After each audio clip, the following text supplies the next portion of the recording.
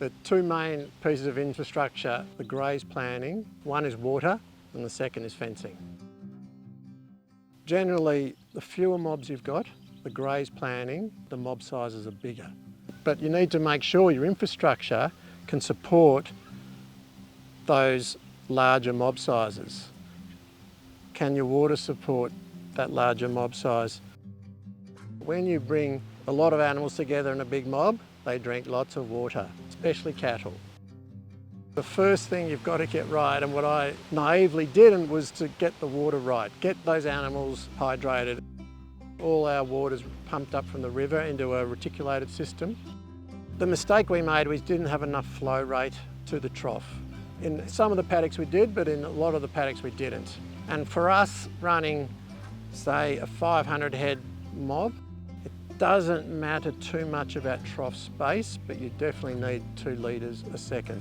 So that was our benchmark flow rate we wanted to achieve at all our troughs, and we just weren't getting it.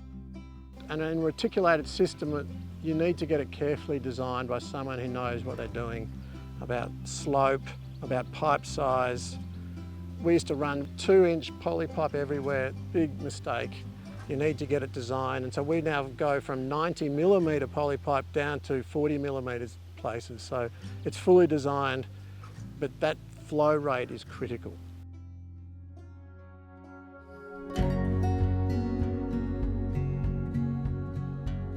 I wanted to get that water right first, and so a lot of money went into water, and now we're slowly starting to get the paddocks right to match that water supply for herd density, but also for minimising overgrazing.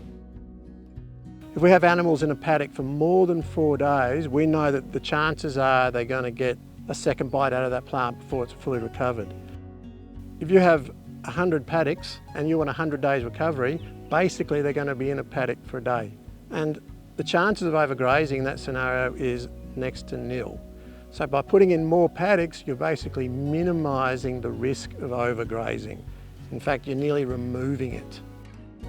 It's expensive changing established fencing and established water.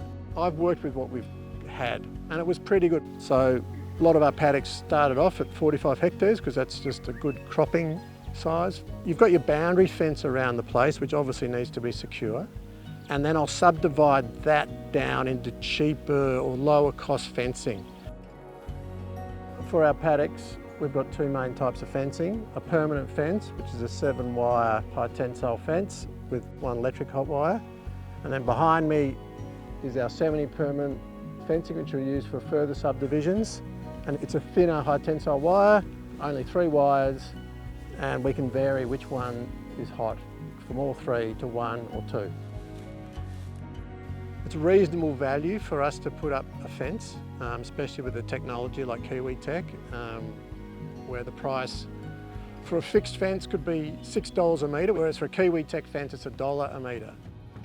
Another type, or third type of fencing that we have used in the past is this single wire, poly wire temporary fencing.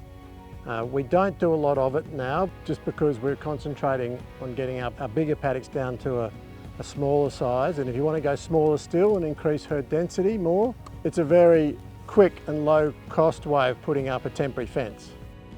So we started with probably 20 or 30 paddocks. In the time I've been home, we've only gone to 50. So we're not doing things quickly. You can do it quickly, but I wanted to pay things out of cash flow to get more paddocks in on Mandalo, just to minimise the risk of overgrazing.